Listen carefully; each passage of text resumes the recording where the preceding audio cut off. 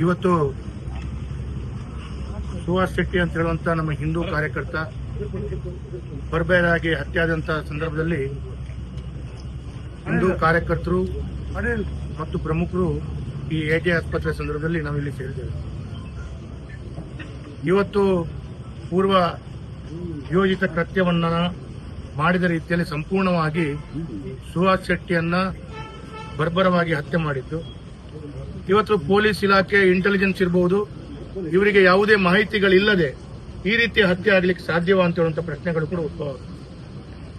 ಇವತ್ತು ಹಿಂದೂ ಕಾರ್ಯಕರ್ತರ ಹತ್ಯೆ ಆಗುವಂತ ಸಂದರ್ಭದಲ್ಲಿ ರಾಜ್ಯದಲ್ಲಿ ಆಡಳಿತ ಮಾಡುತ್ತಿರುವಂತಹ ಕಾಂಗ್ರೆಸ್ ಸರ್ಕಾರ ಇವರ ಇಂಟೆಲಿಜೆನ್ಸ್ ಏನು ಮಾಡ್ತಾ ಇದೆ? ಈ ರೀತಿಯ ಘಟನೆ ಆದಾಗ ಪೊಲೀಸ್ ಇಲಾಖೆ ವೈಫಲ್ಯತೆ ಮತ್ತು ರಾಜ್ಯವನ್ನ ಆಡಳಿತ ಮಾಡುತ್ತಿರುವಂತಹ ಕಾಂಗ್ರೆಸ್ ಎಲ್ಲೋ ಒಂದು ಕಡೆ ಎಸ್ಡಿಪಿಐ, ಪಿಎಫ್ಐ ಈ ರೀತಿಯ ಸಂಘಟನೆಗಳ ಕೇಸು ಹಿಂಪಡೆದುಕೊಳ್ಳುವಂತದ್ದು ಇದಕ್ಕೆ ಬಹಳ ದೊಡ್ಡ ರೀತಿಯ ಕಾರಣಕರ್ತ ಆಗಿದೆ ಅಂತ ಹೇಳುವಂತದ್ದನ್ನು ಹೇಳಬಹುದು. ಇವತ್ತು ನಾನು ಪೊಲೀಸ್ ಇಲಾಖೆ ಈ ಹಲವಾರು ಹಿಂದೂ ಕಾರ್ಯಕರ್ತರ ಹತ್ಯೆಯಾದಂತ ಯಾರು ಕೊಲೆ ಮಾಡಿದಾರೋ ಅವರ ಚಲನವಲನಗಳನ್ನ ಅವ್ರು ಏನು ಮಾಡ್ತಾರೆ, ಅವ್ರು ಏನು ಉದ್ಯೋಗ ಮಾಡ್ತಾರೆ, ಅವರಿಗೆ ವಾರಕ್ಕೊಂದು ಸಲ ಪೊಲೀಸ್ ಇಲಾಖೆಗೆ ಬಂದು ಅವರ ದಸ್ಕತ್ತನ್ನು ಹಾಕುವಂಥದ್ದು ಈ ರೀತಿಯ ಚಟುವಟಿಕೆಯನ್ನ ಪೊಲೀಸ್ ಇಲಾಖೆ ಮಾಡಬೇಕಿತ್ತು. ಅವರ ಪೆರೇಡ್ ಮಾಡಬೇಕಿತ್ತು. ಎಲ್ಲೋ ಒಂದು ಕಡೆ ಪೊಲೀಸ್ ಇಲಾಖೆ ಇದನ್ನೆಲ್ಲ ಮಾಡದೇ ಇರುವಂತಹ ಸಂದರ್ಭದಲ್ಲಿ ಇದೆಲ್ಲ ಈ ರೀತಿಯ ಘಟನೆಗಳಾಗಿದೆ ಅಂತ ಹೇಳುವಂಥದ್ದನ್ನ ನಾವು ಹೇಳ್ತೇವೆ ಇವತ್ತು. ಅದಕ್ಕಾಗಿ ಇವತ್ತು ರಾಜ್ಯ ಸರ್ಕಾರ ಈ ರೀತಿಯ ಒಂದು ಇಂಡೈರೆಕ್ಟ್ ಆಗಿ ಈ ರೀತಿಯ ಹತ್ಯೆ ಮಾಡುವಂತವರ ಪರ ನಿಂತಿದೆ ಅಂತ ಹೇಳುವಂಥದ್ದನ್ನ ಹೇಳಬಹುದು. ಇದಕ್ಕೆ ಪೊಲೀಸರು ಈ 10 ರಿಂದ 15 ಜನರ ಕೃತ್ಯ ಅಂತ ಹೇಳುವಂಥದ್ದು ಯಾರೆಲ್ಲ ಅವರಿಗೆ ಸಹಕಾರ ಕೊಟ್ಟಿದ್ದಾರೆ, ಅವರು ವಾಹನದಲ್ಲಿ ಬರಬೇಕು ಅಥವಾ ಎಲ್ಲಿದ್ದಾರೆ ನೋಡಬೇಕು, ಹುಡುಕಬೇಕು, ಇದಕ್ಕೆಲ್ಲ ಸಹಕಾರ ಕೊಟ್ಟು ಬಹಳ ದೊಡ್ಡ ತಂಡ ಇದೆ.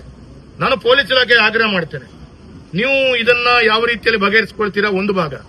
ಎರಡನೇದು, ಈ ರೀತಿ ಹತ್ಯೆಗಡೆದಂತ ವ್ಯಕ್ತಿಗೆ ಯಾವ ರೀತಿಯಲ್ಲಿ ಸರ್ಕಾರ ಪರಿಹಾರ ಕೊಡುತ್ತೆ, ಇದರ ಮುಂದಿನ ಯೋಚನೆಗಳು ಅವರ ಮನೆಯ ಕುಟುಂಬಸ್ಥರು ಯಾವ ರೀತಿ ನಿರ್ಧಾರ ತೆಗೆದುಕೊಳ್ತಾರೆ, ಅದಕ್ಕೆ ನಾವು ಸಂಘಟನೆ ಪೂರ್ಣ ರೀತಿಯಲ್ಲಿ ಆ ಮನೆಯ ಅವರ ಹಿರಿಯರು ಮತ್ತು ಅವರ ಕುಟುಂಬಸ್ಥರ ಒಂದಿಗೆ ಸೇರಿಕೊಂಡು ಮುಂದಿನ ತೀರ್ಮಾನಗಳನ್ನು ಮಾಡ್ತಾರೆ.